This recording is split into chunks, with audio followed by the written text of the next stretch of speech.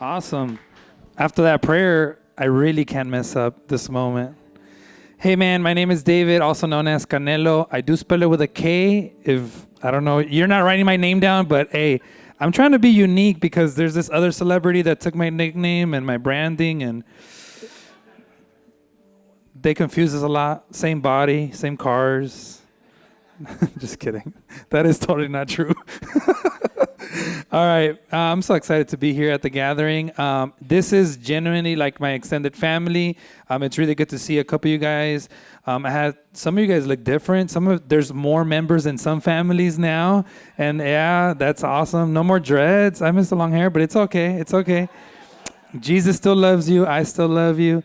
Hey, we're in the middle of a series called Red Letters. And if you guys have that OG vintage book version of a Bible, you remember that there was some red text in it. And those are words that Jesus, he said directly. So they're a different color. And it's actually also on your Bible app. If you're going through YouVersion or whatever, that's the one that I listen to / read. Because if you guys don't know, there's an Audible button that you can hear and you can listen to the Bible. It's kind of like a hack. It's like a life hack for Christians. But anyways, all right, with that being said, we are in the middle of this series. This is the third week. I'm really excited about it.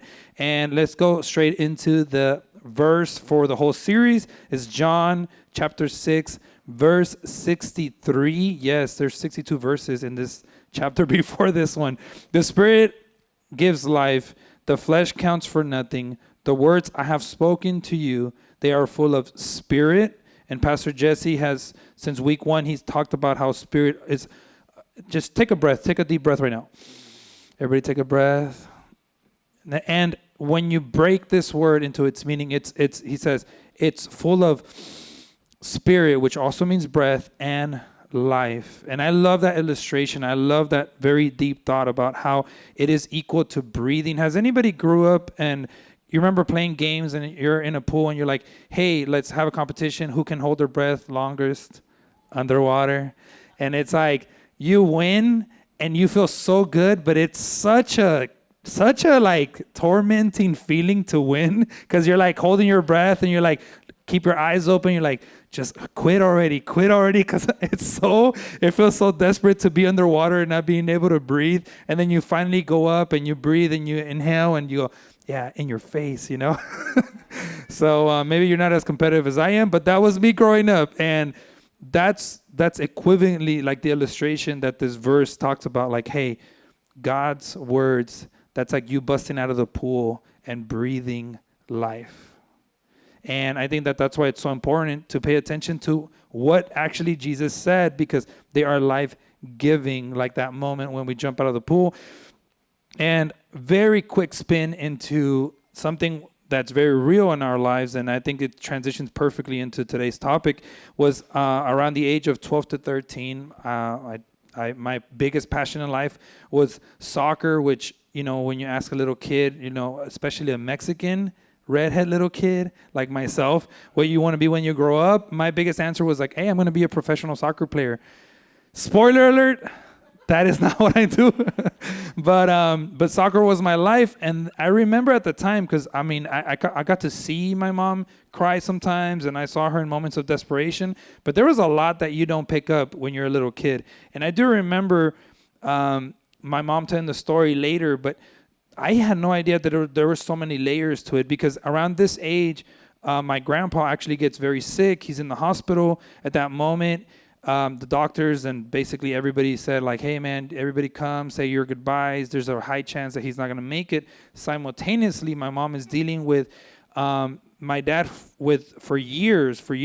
He had like a drug problem and an alcohol problem. And their marriage is now being strained because of this habit or these addictions or way of life, whatever you want to call them. And at this moment in life, she's so desperate, and she remembers growing up, because she grew up in church and then kind of drifted away from it. And she runs with desperation back to God, because she was in this very crucial moment. It's kind of weird, right? Because I'm living like my best life as a 12-year-old, trying to be a soccer star, yet the person next to you can be going through hell and going through it all, and you just be clueless to it. And which goes really well with the sermon that Pastor Jesse talked about last week about really serving others and having empathy with other people. But that's a quick plug. If you guys weren't here last week, you guys get to listen to it online. And with that being said, I remember she ran back to God, and I love soccer so much that I never went to church with her, especially when you're 13 or 12, any 12-year-olds in the house. And you're like, you see my point? No, I'm just kidding. So she starts going by herself, and she desperately runs back to God, and God really starts changing something in her life and in my parents' marriage. And one day my dad goes to church, and church didn't heal him, but he encountered God in that place. And I remember my dad going from completely crazy, addicted, and not being able to quit through every single program to cold turkey 2 weeks later after he goes to church, changed. 100% changed. It's crazy. It's crazy what God does when we invite him into our lives, right? And everything started with a moment of desperation. My mom was driven by desperation, and she was desperate in the midst of her crisis, in the midst of the chaos, in the midst of her not having answers for anything. She ran to the one person she stopped running from, and she ran towards God.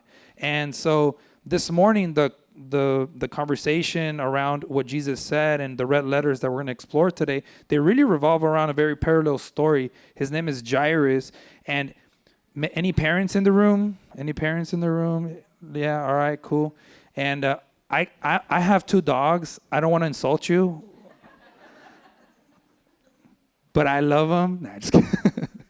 I'm born and raised in California. Only Californians say stuff like that. But hey, I have 2 dogs. I'm not a parent, but I'm a dog parent. Anyways, so Jairus, he is in the midst of a crisis, not his own crisis, but his daughter is kind of like my grandpa. Like there's really, it looks like life is fading away. These are very important moments in, his daughter's life. And this is where we pick up in the story. And so Mark chapter 5, verse 21, and this is us being jumped into here.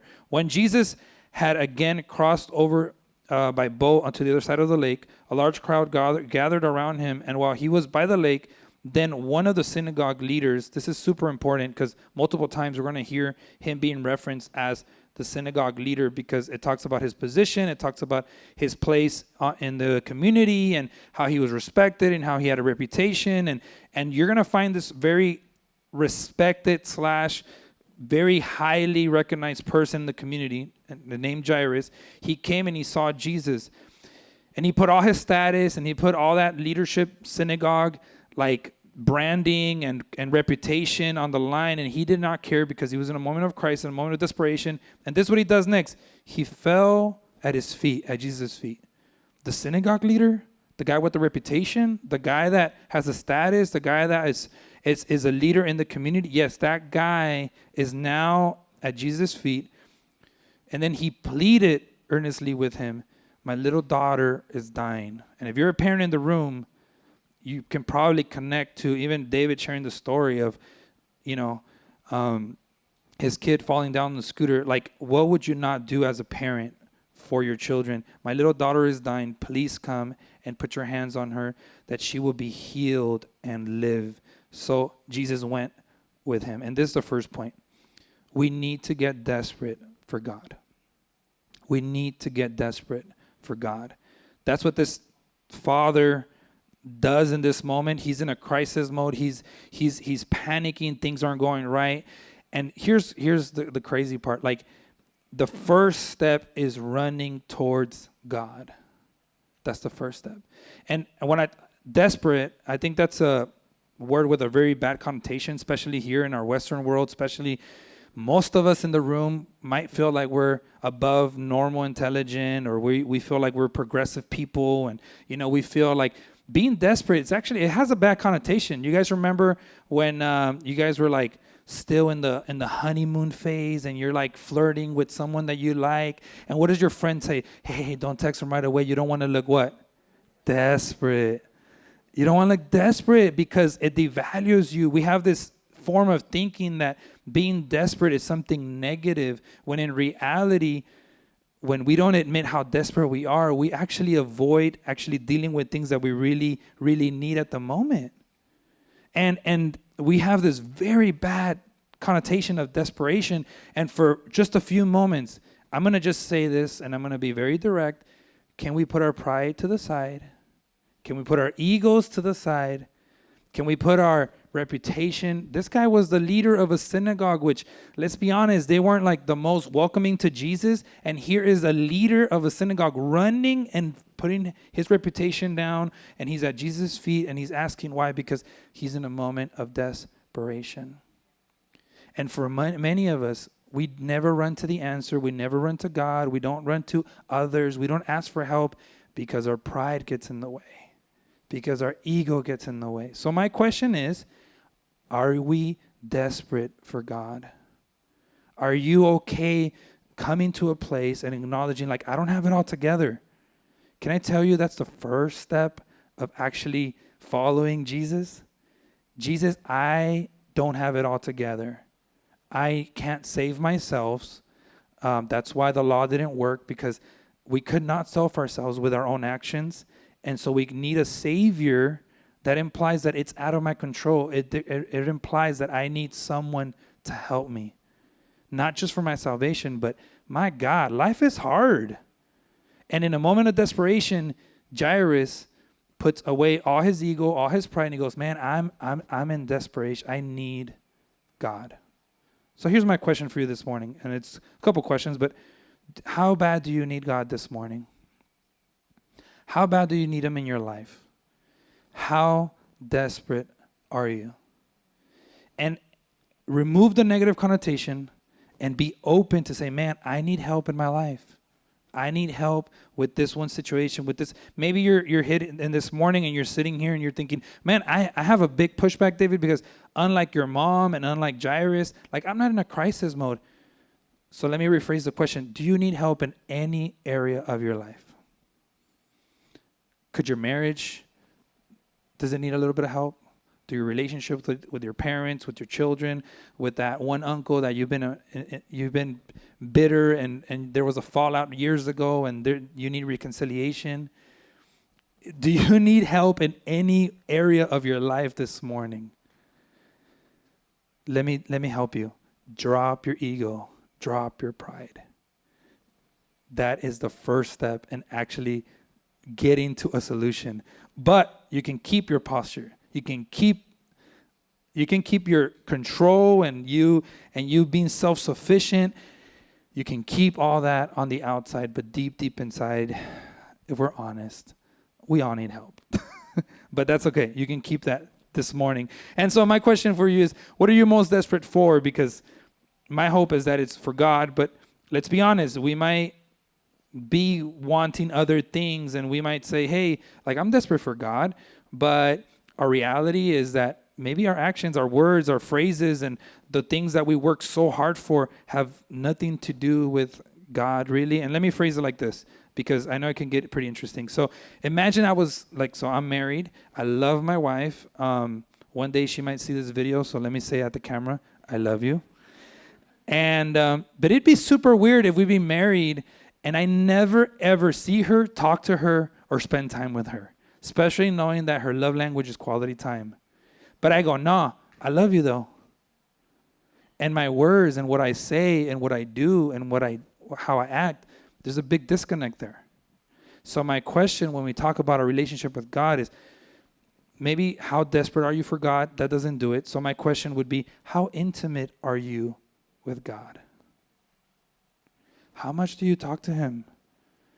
How much do you spend time with him? How many of us, I hate asking this question because it reverts me back to my religious upbringing sometimes. Like, once we started going to church, I went to a very religious church. But how many, I remember walking in every Sunday and we had to go into something called Sunday school. Does anybody remember Sunday school? It was school on Sundays. Nah, just kidding. There was a question whenever you filled in your attendance and it said, how many hours did you pray this week? I hated that little box. And then it said, how many Bible verses did you read this week? And, maybe they didn't do it with the best intentions, but let's be honest, it totally exposed how my intimacy with God was. So I'm not here. So at the door, we did put a list I need you to fill out. No, I'm just kidding. That's not the case at all. But it's a great revealer of how intimate our relationship is with God. So how intimate is, how close are you with him? Now, point number one, we need to get desperate for God.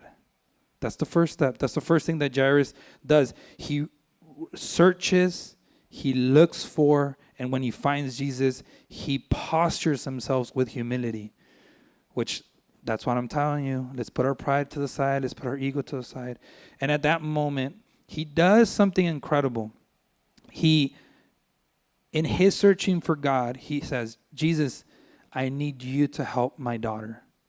You know what? It's a kind of like a big Christian word, but it's called interceding. It means I am willing to ask Jesus for someone else. First of all, pause right here. When's the last time you prayed not revolving around yourself? I do this all the time. I catch myself, God, and help me this day, and help me, and God, you know my dreams. And when's the last time you paused and genuinely prayed for the good of someone else? This is called interceding, and we talked about it last week, week 2 of this series, and it's serving others, meeting the need that others are going through, having empathy with, remember my story when I was a kid. It's crazy how amazing your life could be, and then people around you, they're just going through it. What if you are placed in those circles of influence for a reason? What if you can make the difference? What if you, like Jairus, could be the person interceding for them? So, point number 1, be desperate for God. We need to get desperate for God, because that will lead for us to pray and intercede and really, really put ourselves in second place and really start serving and asking God to bless others around us. So, point number 1, we need to be desperate for God. The story continues. While Jesus was still speaking, because this is what I love about Jesus, that he met Jairus in his crisis. So what does he do? Jesus goes and he goes, all right, Jairus, let's go over to help your daughter. And in this moment, this is where we pick up in the story, because unfortunately, as they're on their way to Jairus' house, a person that really needed another miracle, she's pretty popular, but she goes, she touches Jesus, she's also healed. And in the midst of all this chaos, Jairus is desperately waiting for Jesus. And he says, no, Jesus, come on, let's hurry. My daughter is in dire need of you.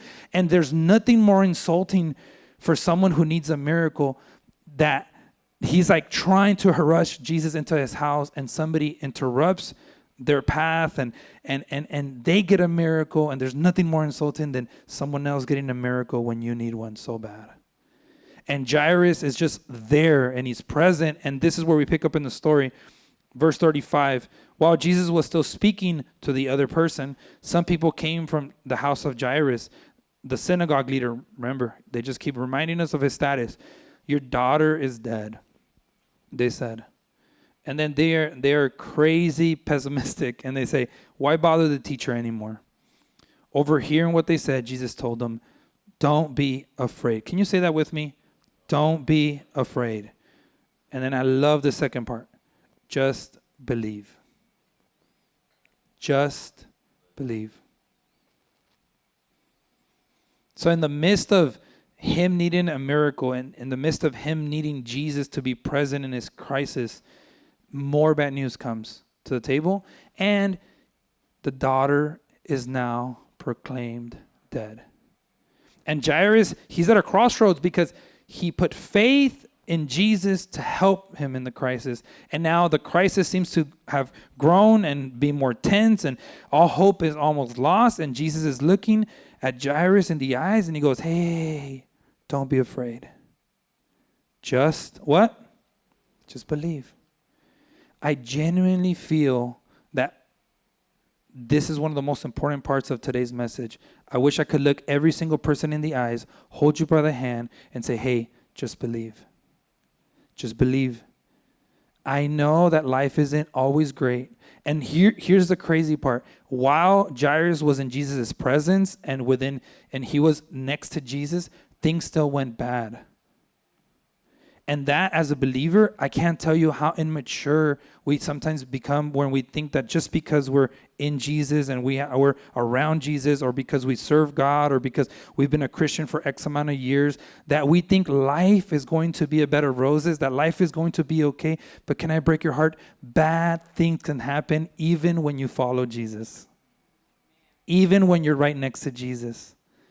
And Jairus is found in the same place that many of us are that grew up in church or have been here long enough. And that's when things go bad, even when you're following Jesus or when you're even in your presence, you have the decision to doubt and to walk away. And you say, well, Jesus, you could have done this, you could have done that, you should have, you could have, you would have. And honestly, if I was Jairus, I'd probably be looking at the person that got a miracle and slowed Jesus down. And I almost want to like hurt them and be like, because of you, Jesus didn't make it with my daughter. Because there's nothing more offensive than someone else getting a miracle when you're in desperate need of one. Someone ever come and give you good news and it's really hard to be happy for them because you wish that was you? Can you believe someone just gifted me a car? What the heck? Lord, you see me Ubering? There's nothing more offensive to someone in desperate need of a miracle than to see someone else get one. And this is where Jairus is. And the story with my mom, let me fast forward a little bit. So God does all that in my dad's life, and he does that in my parents' marriage. And for the past 3 years, my personal family, I kind of hinted at this the last time I was here, we've been going through it. I mean, we've been going through it to the point where I've had a lot of sleepless nights. I've had a lot of freeway drives with just tears down my cheeks and just desperate for God to do a miracle in my inner family once more. And many times, like Jairus, I have the opportunity to doubt and to walk away. I have the opportunity to doubt and to walk away. And I can't tell you how hard it is to stay next to Jesus when things aren't going your way. And maybe I don't have to convince you about it because you know what that feels like. You know what it is for doubt to creep into your mind and to feel like, oh my God, but I am a son, I am a daughter of God, and things aren't going exactly the way I wanted them to go. But can I tell you, can I remind you, can I hold your hands, look you in the eyes and just tell you, don't be afraid. Just believe. Just believe. This is a faith walk. This is not the guaranteed walk. This is not if you follow these steps, this is how life turns out walk. This is you believe in a Savior and we follow him and we trust him in the good and in the bad. Just believe. Don't quit. Don't give up. I would like to tell you, and I wasn't planning on being this honest, but so my parents have been really trying to restore their marriage. And my mom has prayed for my dad for 2 years nonstop. And when I say pray, I mean like she'll call me and be like, hey, Mom, how you doing? Oh, I feel so bad today. I only prayed 3 hours. And I'm like, for reals? But that's what staying next to Jesus looks like. Even when things don't go your way. Don't be afraid. Just believe. Don't be afraid. Just believe.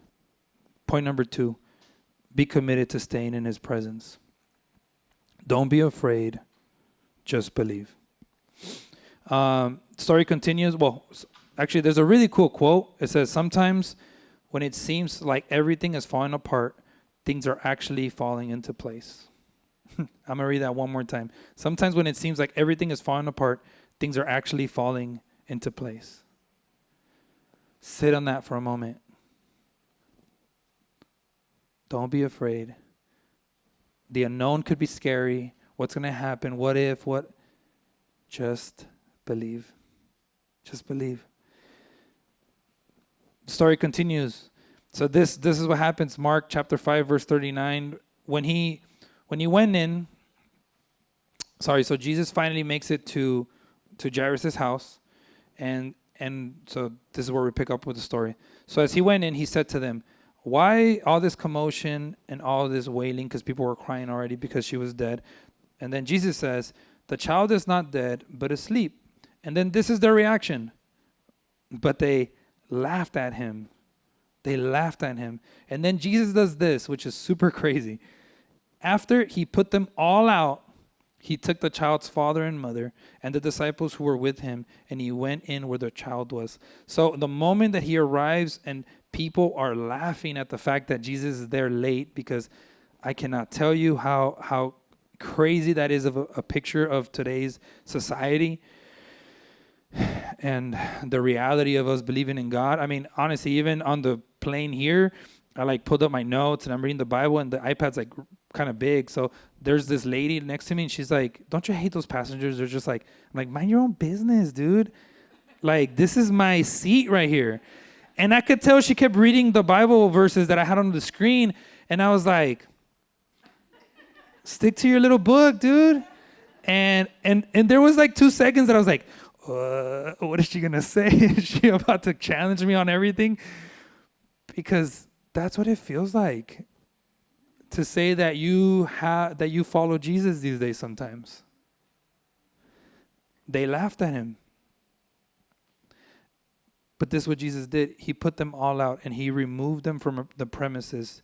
And so I took that lady and I threw her out the plane. Now I'm just kidding. Totally joking. Definitely did not do that. But here's the third point. We need to be ready to receive Jesus in your home. You need to be ready to receive Jesus in your home. And what this means like is when we invite Jesus into our home and into our lives, some things are going to have to be removed from the premises. And they're not physical things, but they're the pride, the ego, the self-sufficiency, the self-righteousness, those anger issues, no more throwing a cup across the room, the way that we speak, the way that we treat others. Whenever we welcome Jesus into our home and into our lives and into our hearts, some things are removed from the premise. Some things have to be kicked out, have to be removed. And I do want to spend just one tiny minute expanding on this. It's when we welcome Jesus into our home and into our lives that these things are pushed out, because some of us in the room, we grew up with this very religious thought that like, once I get my life together, then I'm ready for Jesus. Once I clean house, then Jesus is going to do something incredible. Can I break your heart? You are not strong enough. You are not able to do this by yourself. Remember the first point? We need to be desperate for God. We need to put away our ego and our pride.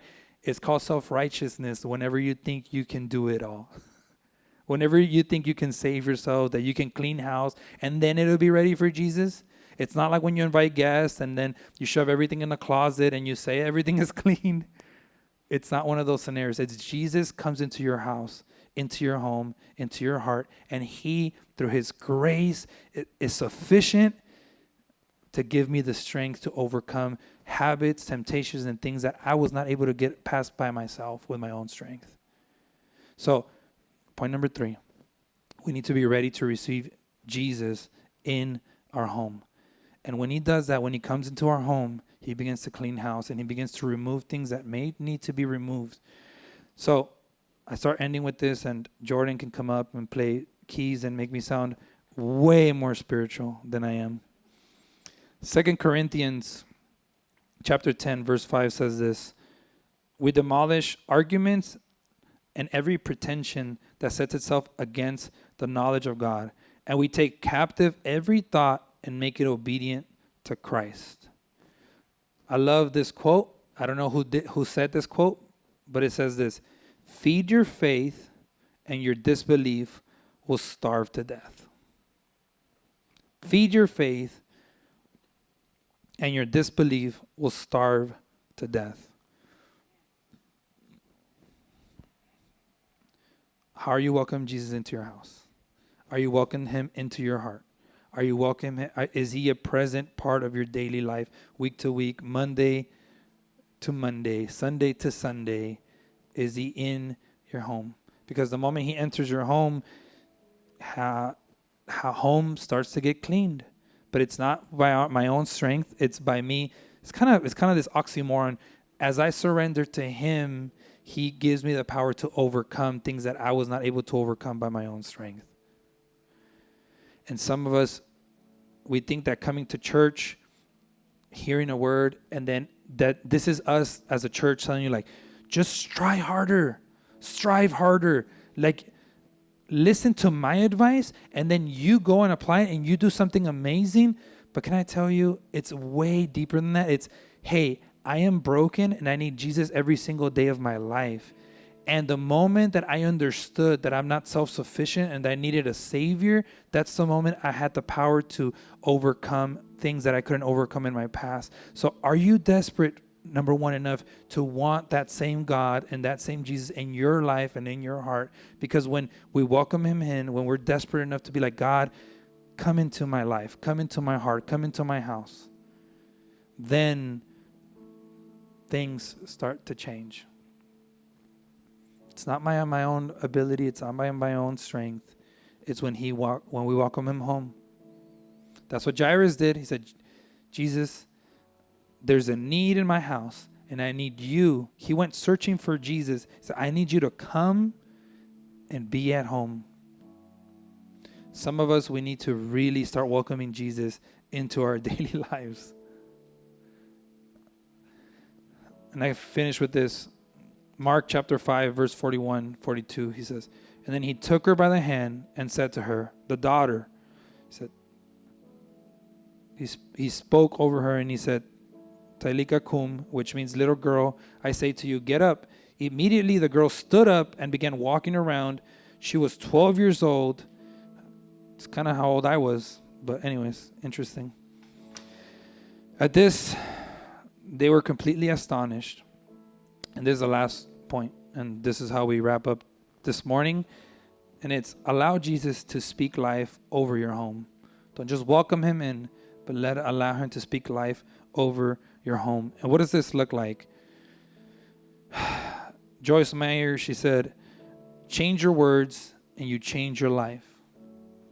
Change your words and you change your life. I'm going to tell you something really funny, but please take it not as a religious, like you have to do this. Can I just tell you what works in my life? My wife and I, we love free YouTube. We don't pay for the subscription, so you have to live with the ads. But I would say that at least 60% of our day, our TV's on, and it's literally just playing worship music all day long, and a couple commercials and stuff. Other than that, we tend to have just worship playing at the house. I can't tell you what it does. I can't tell you if this is the solution but in my 21st century world, this is how I allow God to continually speak over my house. And it's very literal. I know it's not very deep, but it's something small that our prayer is that when people walk into our house, that they always leave with peace when they leave. And part of that is I always want God to be present in my house. I always want him. And this is even more awkward. Sometimes I hold my wife's hand and we pray together. Super awkward. Like praying by yourself is already like a thing. Holding someone else's hand, as much as you love them, as much as I love you, babe, future version of watching this video, it's awkward. Especially when you're mad at each other. It is super awkward. But I want to continually let God and Jesus speak life into my house. How are you welcoming Jesus into your home? How is he taking residency there? What necessary steps are you doing? Because this is a decision. This is an intentional thing. This is us going out like Jairus. Jesus, come into my home. Come into my life. I need help. And then after that, we got to commit to staying in his presence. Point number 2, because he'll come and do something incredible, but then there's something called the rest of your life. It's not just a moment. It's a continuous relationship. And then we have to receive him in our home. And when we receive him in our home, he begins to clean house. And number 4, we need to allow him to continually speak life into my heart, into my life. This is not part of my notes, but I feel like saying it. Some of us, God's been trying to speak into our lives through other people, but we're too prideful to receive that wisdom, that counsel, because we revert back to, I'm the leader of the synagogue phase. We revert to, how dare would this person, who are you to tell me what to do? Nobody is nothing to tell you what to do, but wise people, they hear counsel and they apply it. That's what Proverbs says. And fools, they'll hear the same exact valuable advice and they'll still be stubborn and do it their own way. That's what Solomon wrote in Proverbs. God wants to continually speak into your life, but you got to listen. You got to be open. So, I close with this. Today, the red letters of Jesus are, I want to go into your house. I want to invite you to stay in my presence. I want to remove some things from the premises of your heart. And I want you to stay continually allowing me to speak life over you. Husbands, when's the last time you prayed over your spouse? Wives, when's the last time you prayed with your spouse? Parents, when's the last time you brought your kids and you're like, hey, we're going to do something that's called prayer, and you taught them about being in God's presence and staying there? When's the last time we invited Jesus into our homes? What would it look like if you started doing that this morning? What would it look like in your marriage, in your kids, in your family? What would it look like if we were to begin to invite them into those places? Some of you are like, man, I'm still in the first step. I need to drop my pride. I need to drop my ego. So I'm going to invite you guys to stand. Let me do a quick prayer over you guys, and then we're going to go into a moment of worship. So I'm going to invite everyone. I highly encourage everyone, even if you're not praying and you're like, man, this is weird. I'm just hungry. I want lunch after this. Out of respect for everyone else, just close your eyes. And if you have the freedom in the house, I invite you to lift your hands. God, we come before you.